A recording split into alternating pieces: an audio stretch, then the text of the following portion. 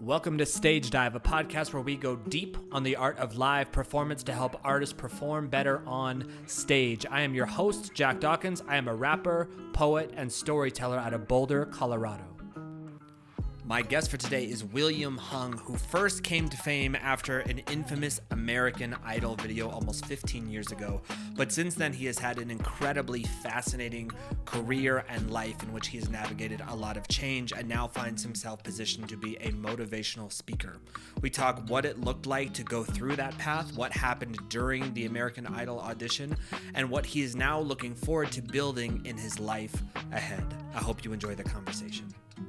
So, William, I think I have the interesting challenge of trying to conduct an interview with you that doesn't rehash what so many other interviewers have already covered. So I have a couple of questions that I want to just sort of explore with you, but I guess I could also start by asking you, are there things in your life you wish you got to talk about more that don't come up as often as you would like? Well, I want people to know about my talent in math, in poker, in gaming. So those are some things that people might not know about. I feel like I'm always walking a fine line for something like that. Because, for example, if it's poker, I don't know if I want to give away all my secrets. Right, so maybe it's a good thing that not every time I have to talk about it. And then for my stocks trading and investing, I don't have the best track record, and like overall, I've been losing like most people. So who am I to say that I have a system that works? No, I'm not. But I'm learning. I got better over the years, So I learned about managing risk. I learned about understanding how people feel. Because for me, just using the numbers or the candlesticks doesn't work for me. I'm losing my shirt. I'm losing my pants. So so those are some interesting topics. I don't explore a lot. The other one that I want to explore more is public speaking. Sometimes I get to talk about it, but not all the time. Yeah, super interesting. And were you studying math at UC Berkeley when you were there? I studied civil engineering. Okay, civil engineering. Amazing. And I know you spent some time, was it with the LA Sheriff's Department? Yes. Okay. And I'm curious, when you look back at that chapter, well, either of those, right? Like, so your time doing civil engineering or your time with the LA Sheriff's Office, like, what did you take away from those experiences? Well, for the sheriff department, for my day job, I don't regret because in my entertainment career, it was slowing down. I needed a stable job. So I don't mind the experience. I learned a lot from my government job, 2 years with the sheriff's department and 6 years with public health. Yes, it's not. I don't think I want to do it for the rest of my life necessarily, but I feel like what I learned from that is like it go back to the building a system in your life. You have that routine, you have that discipline, and that's very helpful when I transitioned to become a free body. I don't know if that's what you call it, freelancer, free body. No boss looking over you, but you still somehow have to move the needle forward. Yeah, 100%. Oh, that's so interesting. So what I want to trace though is you said you have this affection for numbers. Yes. And it sounds like it comes up in poker, it comes up in investing. Like, was that always present for you as a kid? I like numbers since I was beginning. I don't know what it is, and I also like games. Games with those with numbers, like Monopoly. Okay, amazing. And then where did the singing and dancing come in? I'm trying to just sort of retrace like you as a kid. Like it sounds like numbers lit you up, games lit you up, and clearly something about singing and dancing was also present. So like where did that come from? I just sing for fun with my parents. With karaoke. I didn't expect that's how this entertainment career would turn out, or I didn't even expect to have an entertainment career in the first place. Absolutely. So I think I know the answer to this, but I will ask anyway. Do you have now, or did you have a go-to karaoke song? Yeah. Well, you'll be surprised. The answer is not "She Bangs" by Ricky Martin, because "She Bangs" by Ricky Martin is the fan favorite. It's almost like that's Yes. what people want me to pay me for. But I have so many other songs, whether it's Chinese songs, whether it's other pop Mm, songs. I done a lot of cover songs in my albums, like YMCA, Rocket Man, Can You Feel the Love Tonight. amazing. Is there like one in particular you really like to go for when you go out to karaoke? I usually try to pick the song, a Mandarin song called "Everyone Is Number One" by Andy Lau, because that song is so inspirational to me. Yeah. I think I watched some of your clips around the motivational speaking stuff, and I can tell you have this genuine desire for people to find more joy and more happiness in their life. And again, to me it feels less like something that is interesting to you and more like something that is just in your blood. Like, is that something that's always been there? Well, I feel like that's not naturally coming to me. I feel that is something that I make a choice in my life because I want to turn negative into positive. Can you talk about it, particularly if it wasn't always there? Like, how did you develop that desire to shift your perspective? Well, I have the belief, after American Idol audition got aired in 2004. I feel like people are not sharing the true version of my story. They say like, "Oh, you shouldn't be in showbiz. You're making a fool of other Asians. You're terrible." Hmm. So I feel that's not right, because everyone has a right to try something new. 100%. So you came out of American Idol. There was a lot. I mean, you in some ways, I feel like were one of the first viral videos. Like one of the first things where you could almost anyone you've spoken to had seen it. And with that, I'm sure came a lot of commentary, some good and clearly some negative. Right. Um, I mean, what was that experience like for you? I don't know how to evaluate this one, because some people that really liked it, they say, "Oh my gosh, it's you're so amazing. You have the courage, you have the guts. Admire you." Yeah. So I feel like I focus on the people that want to support me, but at the same time, I try to be respectful for everybody's point of view.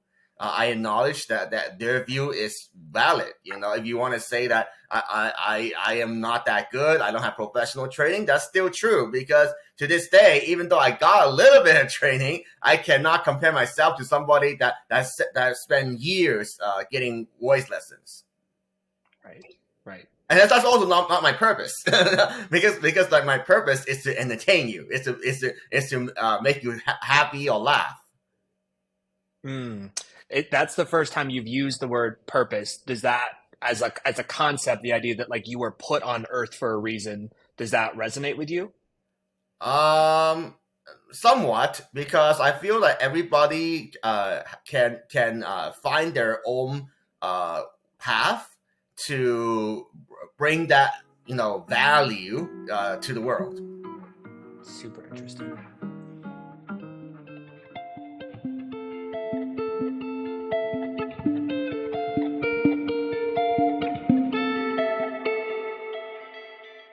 People who have millions of fans and tons of money and huge followings still get trapped in this need to impress or to work for some type of external validation. So it's not that you can't be successful. The only person who can give you permission to do what you want with your life is you. And so you did your time with the LA Sheriff's Department, 8 years total, it sounds like.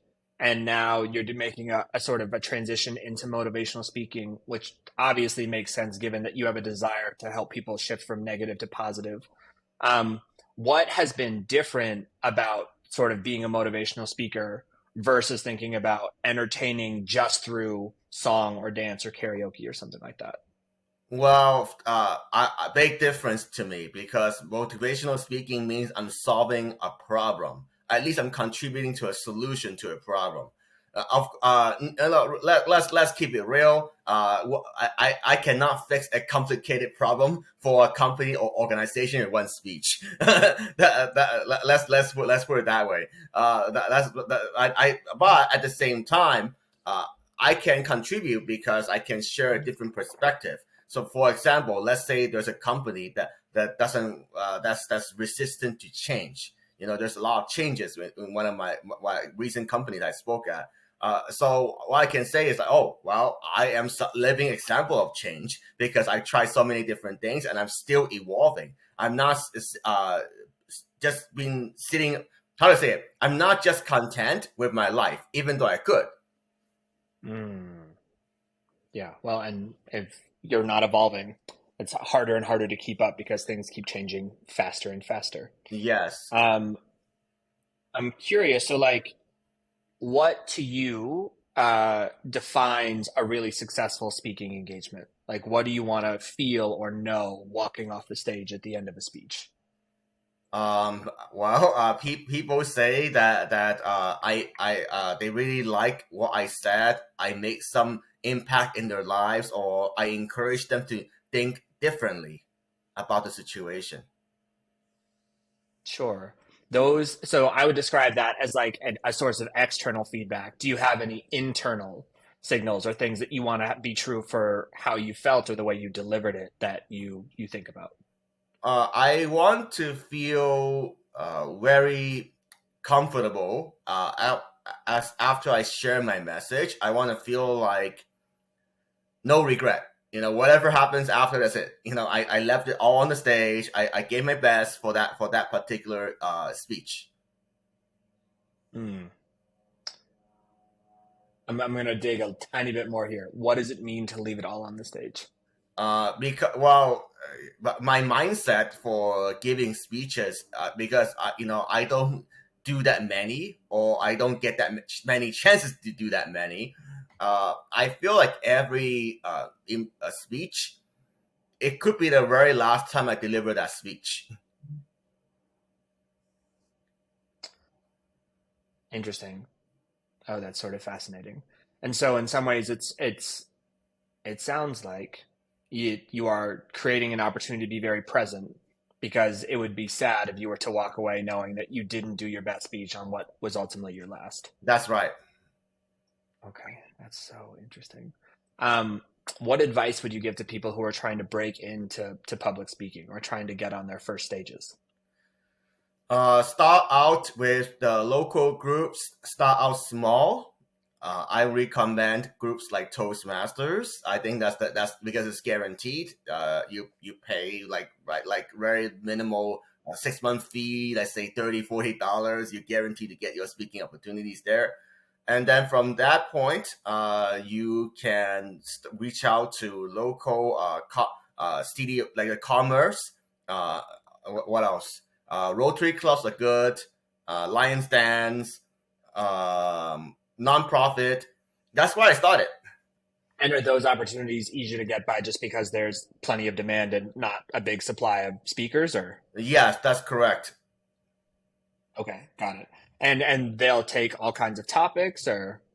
Yeah, they usually they are very flexible with the topic as long as you make some positive impact for them. So Okay.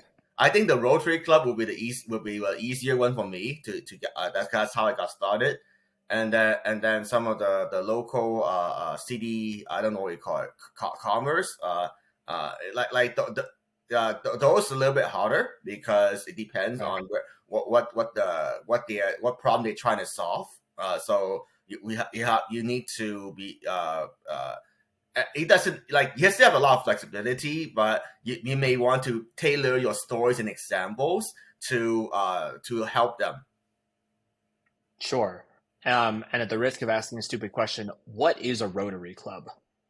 Oh no! Oh, wow! I don't know how to describe it. It's how do you even define this? It's like I don't know. That's why I'm asking, because I've seen the term and I've seen that advice of like, go to Rotary clubs. And I'm like, I haven't seen a sign for one. I don't know anyone who belongs to one, or maybe I do and I just don't know. Right, it's like a service organization. So it's very flexible. They do a lot. Like it could be anything from toy drive to hosting galas to raise money. So it's so many possibilities. This might be a weird way to describe it, but I'll throw it out anyway. Is it kind of like a church without a religion? It's like a community of people who want to do good work and just aren't necessarily organized around God or whomever. It's like you it's the idea is probably like a non-profit organization where everybody is giving their service or their products, they collaborate. It's like a community. Okay. Okay. That makes good sense. Um, what are some of the things you learned from your first speaking engagements? Anything you're like, oh my God, I will never do that again, or something that you immediately realize, like, I have to do that every time I get up and speak. Oh, I feel let's start with the good things I did. I really like having a short speaker introduction prepared. I print out several copies. I would give it to the organizer because having that short, let's say I would say no more than 150 words.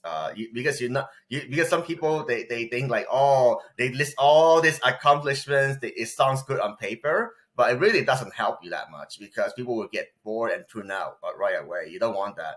You want something very Sure. short and sweet. Just let people know why you're qualified to talk about this topic. And then what is the solution you're promising them by the end of the talk. So it's somewhere. So I usually try to balance between the inspiration, like, oh, it would be great if you can do this, and then the realistic one is like, oh well, this is where we are now. I don't, for me personally, I would never promise like, oh, by the end of this speech you'll be able to start your business to generate $100,000. Got it. And I just want to be clear, when you say an introduction, is this like the introduction someone is saying on your behalf before you come on That is stage, or is correct. this how you? Okay. Yes, yeah, so that one is very very helpful. Let's see. Something I don't want to do. I would not want to. Sometimes I under prepare. I will admit it because Mm, like some of these speaking engagements I'm speaking for free and I'm not getting paid. So it's like, wow, why am I spending that much time on it? But I feel like that's not the right mindset. I wish mm. I take every speech with the same professional level. Yeah. Yeah. I think that's very good advice. And then before you go on stage, do you have any rituals or anything that you like to do consistently before you get up? Yeah, like I said, I usually prepare myself in advance. I don't like walking up to cold turkey. I think that's a good. I don't know if there's a better way to describe it. So imagine if you're like sitting in the audience. The AC is blasting at you.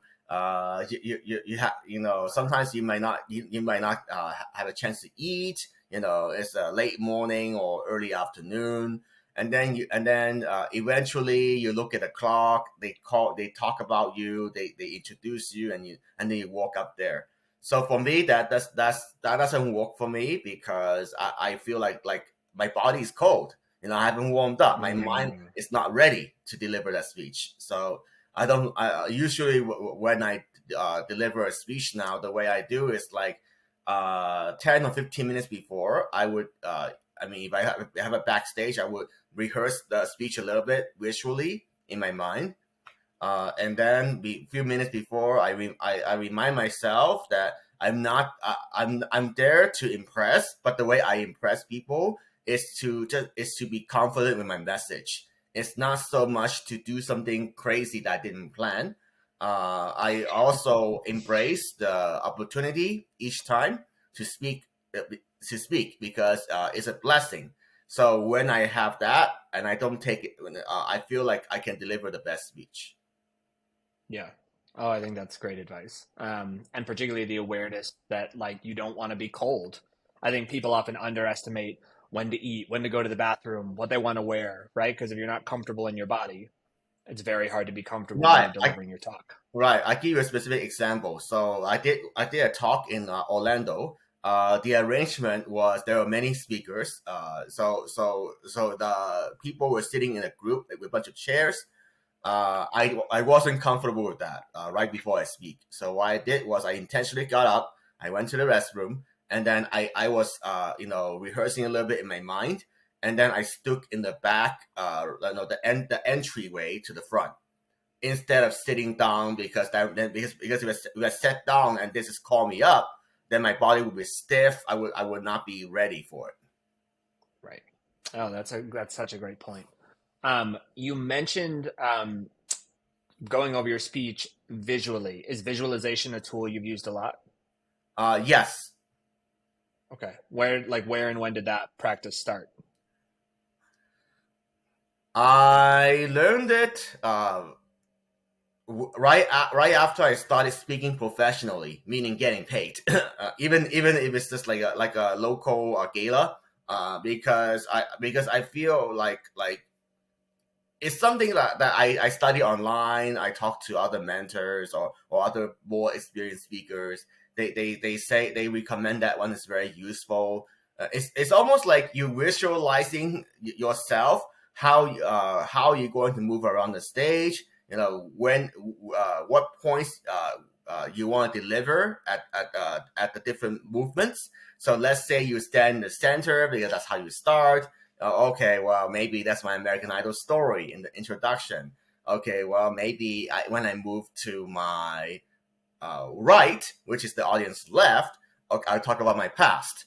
Maybe when I go to my left, to my audience right, I talk about my future. And then I wrap up in the middle. That's very interesting. Are there any speakers out there you really admire or who you find yourself watching so that you can learn some of their tricks? I definitely watched Les Brown. Let's Okay. see, Tony Robbins. But I also watch. I like to watch different kinds of speakers. So there's no way to list them all. I watch TEDx talks a lot. I watch TED talks. I watch some Toastmasters speakers that do well in the World Championship Public Speaking. Sure. Seems like a good place to start. Yeah. What is one thing you wish everyone knew about public speaking? Public speaking is not about you. It's about the audience. Because one of the early beginner mistakes I made was I talked too much about myself, too much about my own story. I still need to share my story, no doubt about that. But it's more like, how can I engage the audience? How can I check in with the audience? So maybe after I share a short story, so now I learned that, maybe I only share a few minutes, and then I throw a question out there. Raise your hand if you want to go back to a day job. Raise your hand if I continue to go showbiz, and then I continue my story. It's like little ways to just kind of break up the energy so people kind of stay connected and engage with you. Yes. Yeah, that makes sense. Well, I think what is harder to appreciate is how much we're telling ourselves stories and how much of an impact the stories we tell ourselves have on our external expression out in the world. So for your question about, how do I introduce myself better, it starts with the question of, well, what do you want the world to know about you?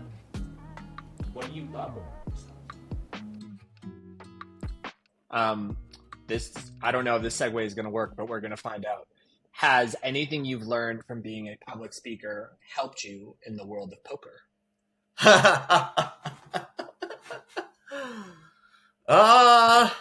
I'm not so sure about that one but I do think that public speaking and poker, something that they have in common is about taking risk. Because if I were to play it too safe with my public speaking, that means people were just like crossing their arms, not that interested. So for my case, I know people connect very well with my American Idol story, the experience. There needs to, but of course it's not enough. So after that, I had to decide what stories to share. So recently, I've tried to share my past dating and relationship experience that didn't work out for me as well.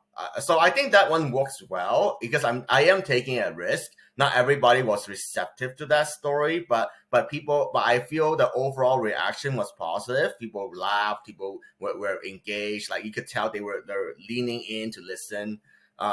So I think that's okay.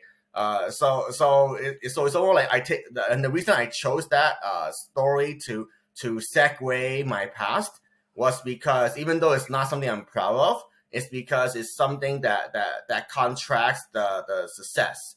Because when people saw me on TV, they just think, "Wow, William Hung must be rich. His life must be easy." Not true. Not true. I can imagine. So when you're thinking about taking a risk in a poker game, like, can you walk me through what that thought process is like in your mind?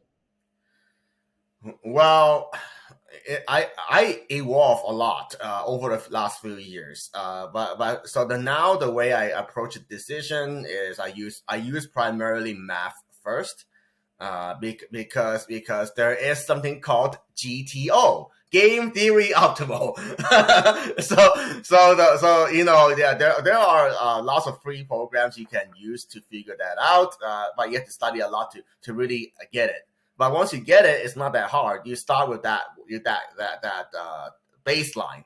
And then if you know something about your opponent, there's only really almost nobody plays perfect, including myself. I'm already better than the most average players, but still, most people either call too much or they bluff too much. So if you know one of those two things about your opponent, then you can make the right adjustments to make the best decision. So interesting. And was that insight something that you sort of derived from learning online or just from being in games? It's both. It's like the hardest thing about poker is that you have to do a lot of the work to quantify what it means to call or bluff too much, or maybe default too much. Sorry. So let me think back. So they either bluff too much because they want to be the macho guy, that they don't like to lose, or whatever the reason is, or they fold too much because I don't want to lose the money in front of me. Oh, okay. So it's the extremes. Like either they're going to stay in when they absolutely shouldn't, or they're going to give up way too early. Yes. Oh, fascinating. It's interesting. I don't know if this will resonate. When I hear you talk about risk, to me, in some ways, it sounds like it's an element of vulnerability, right? It's Yes. like you have to be willing to fail in some ways, whether that's by sharing a more personal story on stage or by staying in a game when other people might fold. Yes, that's correct. And you have to take that risk. Yes. That's very interesting. Have you always had a high tolerance for risk? Yeah, maybe too much because I really screwed up last year because I've been in the gambling for a long time. I've done okay. I made some money, but it's not. I didn't get rich from it. And then last year I really screwed up because the stock market kind of difficult for sure because of the. And then I got too greedy. so it feels like let's say I spend the time and money to earn something for 5 years. I gave away all of it in 1 year. And that's so interesting. So now on the other side of that, how do you think about risk in the context of investing? Well, it's about like keeping your positions small Just to give a context, let's say I have a $10,000 account, trading account. I probably don't want to risk more than 100 each trade. If I do like that, I'll last a lot longer. I probably will have made money. And then if you're investing, maybe like investing is really supposed to be long term. So I already put aside some money with my financial advisor, and then I set it and forget it for 6 years. I don't even think about it. I don't need to look at it. Sure. Yeah, that makes sense. Balanced portfolio, diversity, etc. Totally get it. When you're sitting at a poker table, are you performing? In a way, I am, but not the way you might expect. I mean, yeah, there were a few people that want me to sing she bangs, literally, but it's not that often. Usually, the real performing is like, no matter what happens, I like to keep a cordial, sometimes I smile a little bit, just to show people I'm human, but I don't show too much emotion after winning or losing a big pot. Very interesting. I know that that's certainly one school of thought. And then I think there are other people who are like yelling and screaming and hooting and hollering. Like, why did you choose the more stoic route? I feel that it helps my game. It helps me. I also don't like to let people know that they got the best of me. So sometimes it happens, yeah, sometimes there are guys who are pretty good. They know my weakness. They were able to bluff me out of a pot, or they got paid off extra, right? Basically, I made a mistake to them. So that happens, right? It goes both ways. So I don't want to let them know. Oh my! Because if let's say I react like, oh, right. If I give that kind of reaction, they would say that gives the satisfaction to the opponent, right? That gives them the reinforcement feedback that they can do that more against me. Very interesting. It's like very, very sort of like mental mind game calculus going on at the table. Right. Do you enjoy that part, or is that just part of the game? I feel it's part of the game. No, I don't enjoy, I wish it's not that like that, I wish I could go back to the old days. It's like, oh, darn it. How can you do that? How can you bluff me here? Right? But I really don't want that. This is very, very interesting. If everything went perfectly, everything went great for the next 5 years, what do you see yourself doing? That's a good question. I actually want to continue to have different ways to make money, from poker, from trading, from investing. And then I still maybe if I have some little bit of track record, I can talk more about this topic. How I make my own luck to make my dreams come true, and then teach people that. And do you see that as the same as your sort of frame around turning negative into positive, or do you see that as a separate skill set? I think it's related. So the mental part about like not taking the losses personally. Yes, that's a mindset. You need that no matter what. It doesn't matter what business, what career you have. You really need that. And then the other side is the risk management. That one is very fascinating. That's a topic that maybe I can talk more about. I haven't. I know the answer now. I wish I knew the answer 5 or 10 years ago. But because people think like, oh, for example, let's say you have $10,000, maybe you're supposed to risk $1,000. No. That's not how it works.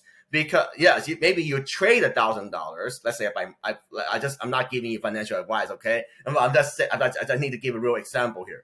So let's say I like Microsoft. I buy $1,000 of Microsoft. Yeah, that's okay. There's nothing wrong with that. but you don't want to wait until you lose all. I mean, chance of going zero is almost none. Okay, let's keep it real there too. But you also don't want to take a big loss and then get out. You manage the risk. So that's the context. And last question for you so you've been famous in a way for 15 years now. Mm-hmm. Is there anything that people don't know about you? Well, before I get to that one, so something that is very useful question to really like tie the knot. What's the worst thing that can happen if I were to try this, whatever that may be? Whether it's starting a new venture, new business, investing in a startup, whatever that risky idea is, like for American Idol, it was risky because I knew that I didn't have the raw talent, not the traditional talent. But I feel like worst thing that could happen is I go back to school, nobody cares, they may laugh a little bit, but it's okay. So it's not that bad. But on the other extreme end of the risk, marrying someone I didn't know very well, no. Let's not do it. Let's not do that again. Let's see. Blowing up like a big chunk of my retirement account for trading. No. Let's don't do that again. Because what people don't I don't realize that how bad that was. Because it's so much harder. Let's say you have let's just give theoretical numbers, okay? Easier. Let's say I have $100,000, and then I only have 60,000 left. That's so bad because it's so hard to get back the money that you lost. So it's much easier to lose compared to win. So that's something that I learned about risk management. So that's and look at your whole life. Whether or not you can afford to take that risk. Yeah, I understand what you're saying. I'm curious, like, does that have a non-numerical application? Like, how do you think about that in the context of love? How do you think about that in the context of relationships or interpersonal things or personal growth? Exactly. So that's a good question because now I'm very grateful to share that after all these years, almost 20 years, that I found the right person who loves me. I'm about to get married with her. Congratulations. Thank you so much. And I know she's the right person because not just because of other external beauty or whatever, but it's because she understands my way of thinking and supports it. She knows that I am in my heart in a risk taker, but she also wants me to manage risk much better. Like now it's like, okay, much better. Nothing bad will happen. Yeah, that makes good sense. Well, William, thank you so much for taking the time to chat with me this morning. I really appreciate it. I know you're very busy, so thank you very much. Yeah, no problem. And it's something that people don't know about me is that I actually love board games. I'm a geek for board games. If money and resources is not an issue, I would love to create a board game where people can try out different ventures or careers without spending so much time and money. I love it. That's amazing. Thank you for sharing that. Is there anything you want to promote? Anything you want to drive people toward, whether it's social media, upcoming events, anything like that? Sure. The best way for people to stay in touch is through Instagram, William Hung Official. I'm also active on Facebook and LinkedIn. Okay, that's perfect. Thank you again, William. Have a beautiful day. Thank you. Thank you so much for listening to Stage Dive. I'm having so much fun having all these conversations and meeting these wonderful, wonderful people. But I appreciate that this is also going out to you, the person who is listening. So my request, my ask, my desire, if you have any curiosities, questions, guest recommendations, suggestions for the podcast, please send us an email at stagedivepodcast@gmail.com. We read every single email that comes through. We will get back to you. And we really do want to hear what you love about the podcast, things that you think could improve, and how we can make this a better show for you. So please don't hesitate to reach out. Thank you so much.